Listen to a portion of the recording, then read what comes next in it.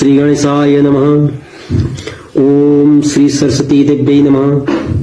ओम श्री स्वस्थानी परमेश्वरै नमः।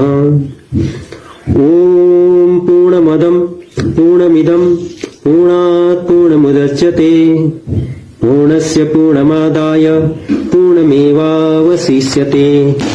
ब्रह्मा वरुणेन्द्र रुद्रमरुतस्तुन्वन्ति दिव्यस्तवै वेदैः साङ्गपदक्रमोपनिषदैर्गायन्ति यं सामगाः।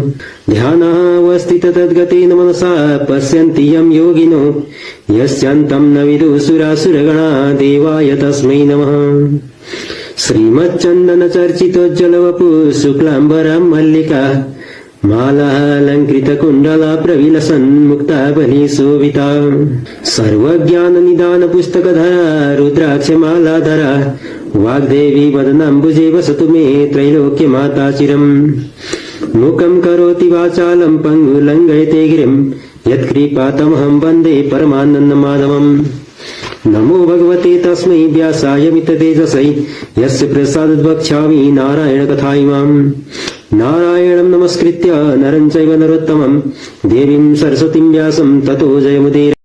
त्रयोदशो अध्याय। कुमारजी आज्ञा गर्नुहुन्छ, हे अगस्त्य मुनि, त्यहाँ उपरान्त सतीदेवीको सम्पूर्ण अङ्ग पतन भएपछि श्री महादेवले चित्त ऋण गर्न नसकी हे सतीदेवी भनी भूमिमा परि मुस्रा भए। फेरि चेष्टा भयो र सुस्केर हाली मनले सतीदेवीलाई सम्झी बौलाहा जस्तो भई जहाँ त्यहाँ फिर्न लागे। त्यस्ता तरहसित हिँडेका महादेवलाई देखि तारकासुर दैत्यले आफ्नो मन्त्री छेउ भन्यो, हे मन्त्री, सतीदेवी मर्नाले महादेव हिँडेको देखिस्, हेर बौलाहा जस्तो भई यहाँ सतीदेवी भनी जहाँ त्यहाँ घुमी हिँड्दछन्। यसै अवसरमा देवताहरूसित युद्ध गरी इन्द्रको अमरावती जिति ल्याउँ। अब हामीलाई को के गर्न सक्ला, जाउँ भनी सबै जो जति भएका हात्ती घोडा सेनाहरू अघि लगाई मन्त्री समेत भई लडाईँ गर्न भनी अमरावतीमा गए।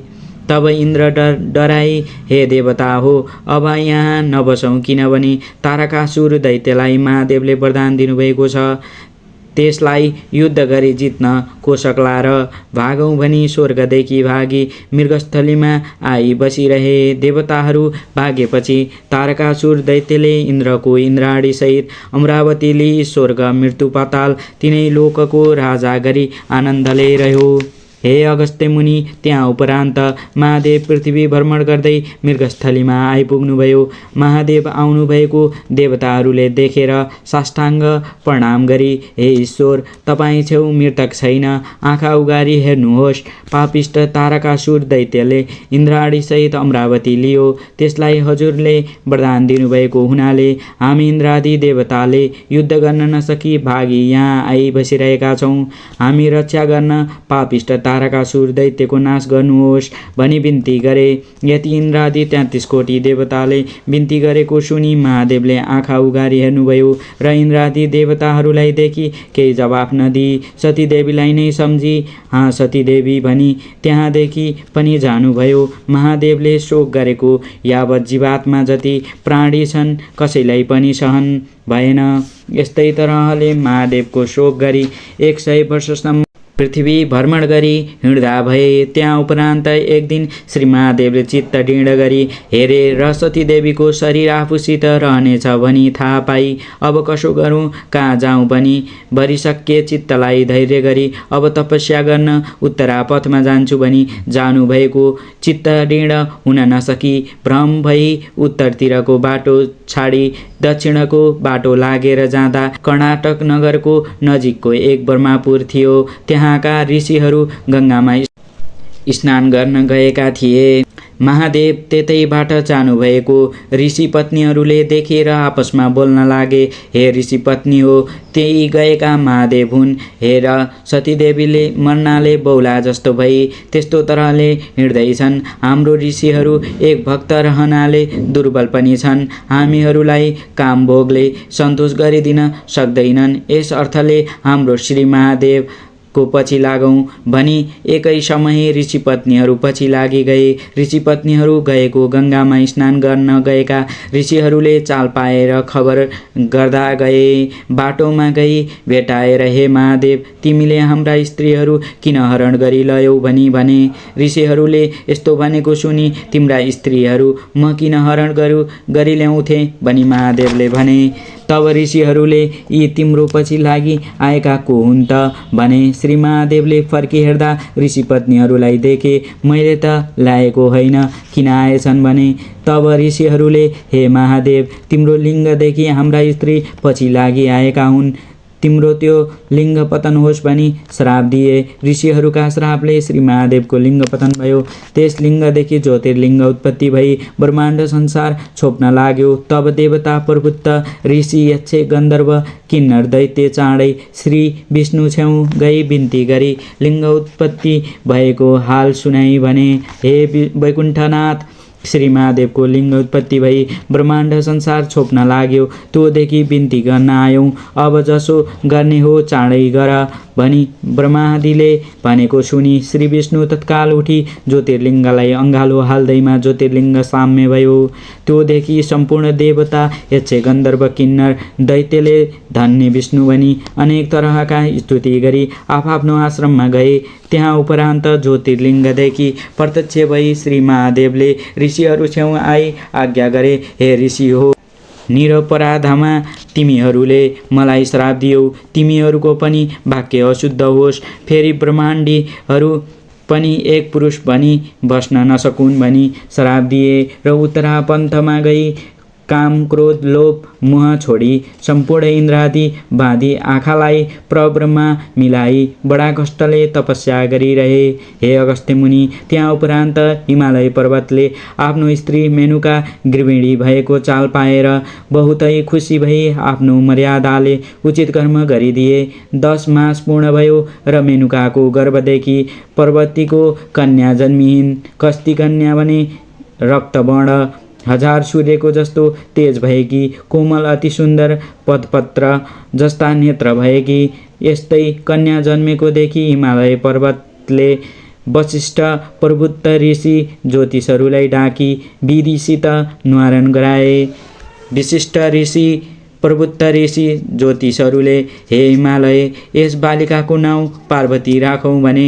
र हिमालय पर्वतले पनि मणि, माणक्य इत्यादि नाना रत्न, सुवर्ण, दक्षिणा दिई भोजन गराए। ऋषि ज्योतिषहरूले भोजन गरिसकी हिमालय पर्वत छेउ गई भने, हे हिमालय, तिमी धन्य रहेछौ, किनभने यी बालिकाले श्री महादेव स्वामी पाई चतुर्दश भवनीकी रानी हुनेछिन्, सम्पूर्ण दैत्य संहार गर्नेछिन्। तिम्रो भाव भक्तदेखि हामी पनि कृतज्ञ भयौँ। अब आज्ञा दिए आफ्नो आफ्नो आश्रममा जान्छौँ भनी ऋषि ज्योतिषले भनेको वचन सुनि हिमालय पर्वत खुसी भई साष्टाङ्ग प्रणाम गरी जानुहोस् भनी बिदा दिए। र ऋषि ज्योतिषहरू आफ्नो आश्रममा गए। त्यहाँ उपरान्त पार्वती पनि शुक्ल पक्षका चन्द्रमा झैँ दिनदिनै बढी ठुली भइन्। खेल्दा पनि शिव पूजा गरी खेल्थिन्। यस्ता तरहले पार्वतीले बाल अवस्थामा सधैँ शिवको भक्तिमा चित्त लगाइरहेकी थिइन्। एक दिन नारद ऋषिले विष्णु छेउ गई भने, हे वैकुण्ठनाथ, हिमालय पर्वतकी पुत्री पार्वती नाउँ गरेकी कन्या तपाईँका लागि योग्य छन्। कस्ती भने लक्ष्मीभन्दा पनि अति सुन्दर छिन्। 32 लक्षणले युक्त भएकी ती कन्या तपाईँ विवाह गर्नुहोस्। नारदको वचन सुनि श्री विष्णुजी आज्ञा गर्छन्, हे दारद, हामीलाई देलान्। र नारद ऋषिले, त्यो धन्दा तपाईँलाई किन चाहियो, म गई अहिले निधो गराइ आउँछु भनी हिमालय पर्वत छेउ गए। हिमालय पर्वतले भेटी शिष्टाचार गरे। तब नारद भन्दछन्, हे गिरिराज, तिमी छेउ केही बिन्ती गर्न आए। तिम्रो पुत्री पार्वती वैकुण्ठनाथ श्री विष्णुलाई देऊ। यति नारद ऋषिको वचन सुनि हिमालय पर्वत खुसी भई, हे नारद, भलो भन्यौ, तिम्रो आज्ञाले मेरो पुत्री पार्वती विष्णुलाई दिएँ। विष्णु छेउ गई यसो भने भनी हिमालयले भनेपछि नारद ऋषि वैकुण्ठमा गएर हिमालय छेउ भएका कुरा सबै वृत्तान्त कहे। हिमालय पर्वतले आफ्नो छोरी पार्वती तिमीलाई दिए भने।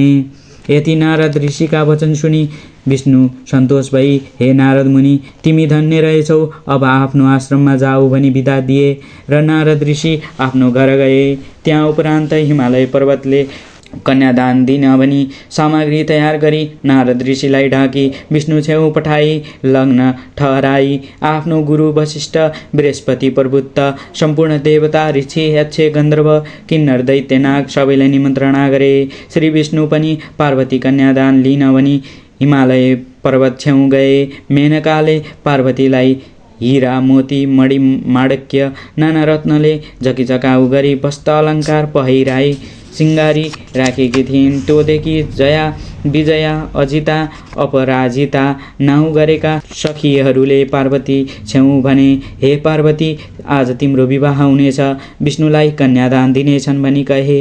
यति सखीहरूले भनेको सुनि पार्वतीले मनमा सन्देह गरी मैले बाल्य अवस्थादेखि नै श्री महादेव पति पाऊँ भनी धाइरहेको छु, अझ पनि महादेवलाई नदिई अरू कसैलाई दिए भने आत्महत्या गरी मर्दछु।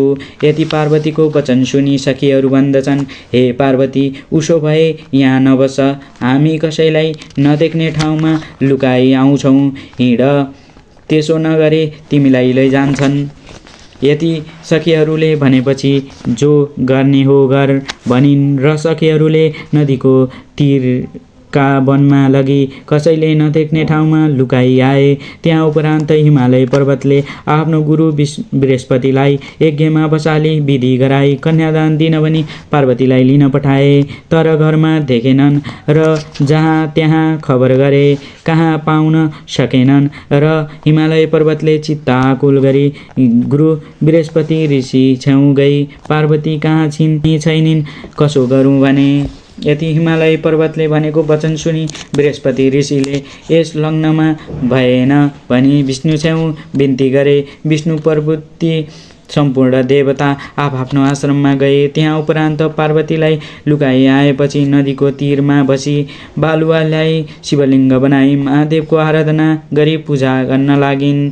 त्यस बालुवाको लिङ्गदेखि महादेव प्रत्यक्ष भई आफ्नो स्वरूप दर्शन दिई हे पार्वती मलाई किन आराधना गर्यौ भनी आज्ञा भयो र पार्वती बिन्ती गर्छिन् हे जगदीश्वर मैले बाल्यक अवस्थादेखि महादेव स्वामी पाऊँ भनी हजुरलाई धाइरहेको छु। मेरो पिता हिमालय पर्वतले विष्णुलाई कन्यादान दिन लाग्दा भागी यहाँ आइलुकिएको छु, रक्षा गर्नुहोस्, मदेखि प्रसन्न हुनुहोस् भनी बिन्ती गरिन् र महादेव आज्ञा गर्छन् हे पार्वती तिम्रो बुबा महतरीले कन्यादान नदिई तिमीलाई मेरी पन्न हुँदैन भनी आज्ञा हुँदा फेरि पार्वती बिन्ती गर्छिन् हे ईश्वर जसो गर्ने हो मलाई उपदेश गर्नुहोस् भनिन् र महादेव आज्ञा गर्दछन् हे पार्वती विष्णुलाई तिमीलाई जस्तो उपदेश गर्नन् त्यसै गरे। यस्तो महादेवले आज्ञा भएको सुनि पार्वतीले हर्ष पनि साष्टाङ्ग प्रणाम गरिन् र महादेव अन्तर्ध्यान भए। त्यहाँ उपरान्त पार्वती घर गइन्। हिमालय पर्वतले पार्वती आएको देखि क्रोधले कहाँ गइथिस् भनी सोधे। पार्वती भन्छन् हे पिता मैले केटाकेटीदेखि महादेव स्वामी पाऊँ भनी उनलाई धाइरहेछु। तपाईँले विष्णुलाई कन्यादान दिन लाग्दा लुक्न गएकी थिएँ। यदि पार्वतीले भनेको वचन सुनि न्वारानका दिन वशिष्ठ प्रभुत्त ऋषि ज्योतिषले भनेको कुरा सम्झी हिमालय पर्वत चुप लागे। त्यहाँ उपरान्त पार्वतीले कहिले विष्णु आएनन् भनी श्री महादेव स्वामी पाउन निमित्त नाना तीर्थ व्रत दान धर्म जप तप यज्ञ गर्न लागिन्, शिवलिङ्ग बनाई पूजा गर्न लागिन्। पार्वतीले यस्ता तरहले भक्ति गरेको देखि विष्णु शङ्ख चक्र गदा पद्म लिई गरुडमाथि सवार भई पार्वती छेउ आएर भने हे पार्वती तिमी नाना तीर्थ व्रत ध्यान दान धर्म यज्ञ जप गरेको देखि म सन्तोष भई वरदान ल्याऊ भनी। यति विष्णुले आज्ञा गरेको सुनि पार्वतीले भनिन् हे प्रवरमा अरू थोक वरदान के मागु श्री महादेव स्वामी पाऊँ। यति पार्वतीले भनेको वचन सुनि विष्णु आज्ञा गर्छन् हे पार्वती तीर्थ व्रत दान धर्म जप भन्दा पनि उत्तम कुरो म कहन्छु, एक चित्त भई सुन। श्री स्वस्थानी परमेश्वरीको व्रत गर, त्यस व्रतको प्रभावले जगदीश्वर महादेव पति पाउली। श्री विष्णुले यति भनेको सुनि पार्वती फेरि भन्दछिन् हे लोकनाथ त्यस व्रतको विधि कस्तो हो के गर्नुपर्छ त्यो आज्ञा गर्नुहोस् भन्दा विष्णु गर्दछन् हे पार्वती, पौष शुक्ल पूर्णिमाका दिनदेखि व्रत आरम्भ गर्नुपर्छ।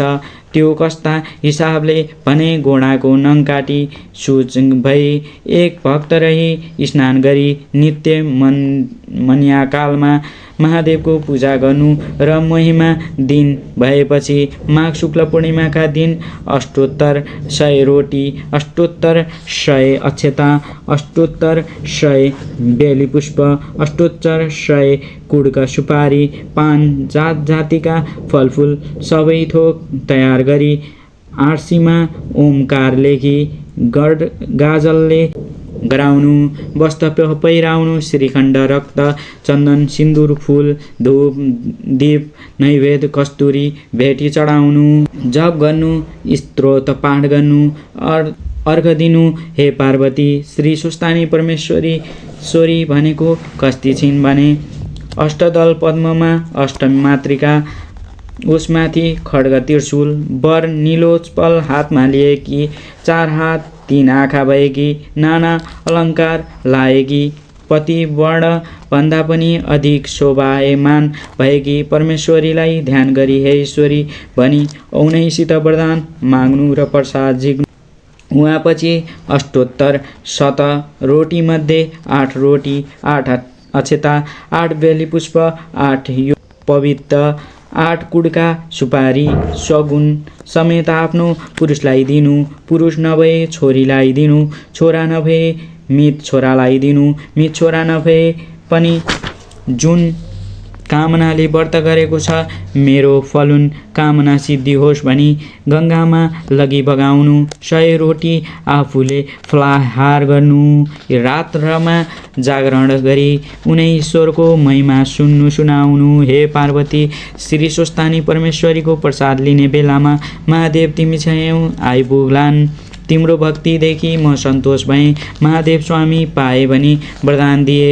यति विशम्बर मूर्ति श्रीनारायणले कहेपछि पार्वतीले मनमा आनन्द गरी श्रद्धापूर्वक पूजा गरी प्रणाम गरिन्। पार्वतीले पूजा गरिसकेपछि विष्णु गरुडमा सवार भई त्यहाँदेखि अन्तर्ध्यान भई वैकुण्ठमा जाँदा भए। इति श्री केन्द पुराणे केदारखण्डे माघ महात्म्ये कुमार अगस्त्ये संवादे श्री सुस्तानी परमेश्वराय व्रतकथायां श्री सुस्तानी व्रतपदेशो नाम 13 अध्याय। फुलेर हात जोड्नु उपनयतु मङ्गलं वा सकल जगन्मङ्गलालय श्रीमान् दिनकर किरण निबोधित नवनलिन दल निवेक्षण कृष्ण काले वर्षतु पर्जन्य पृथ्वी सस्यशालिनी देशोऽयं च वरहितो ब्राह्मणाः सन्तु निर्मया अपुत्रा पुत्रिणः सन्तु पुत्रिणः सन्तु पौत्रिणः निर्धना सदना सन्तु जीवान्तु शरदां शतं तत्रैव गंगा यमुना च तत्र गोदावरी सिन्धु सरस्वती च तीर्थानि सर्वाणि वसन्ति तत्र यत्राच्युतोद्धार कथा प्रसंग या कुन्देन्दु तुषारहार धवला या शुभ्रवस्त्रावृता या वीणावरदण्डमण्डितकरा या श्वेतपद्मासना या ब्रह्माच्युत शंकर प्रभृतिभिर्देवैः सदा वन्दिता सा मां पातु सरस्वती भगवती निशेषजाड्यापहा कायेन वाचा मनसेन्द्रियैर्वा बुद्ध्यात्मना वा प्रकृति स्वभावात् करोमि यद्य सकलं परस्मै नारायणायति समर्पये तत्। ओम श्री सुस्तानी देव्यै नमः। ओम जय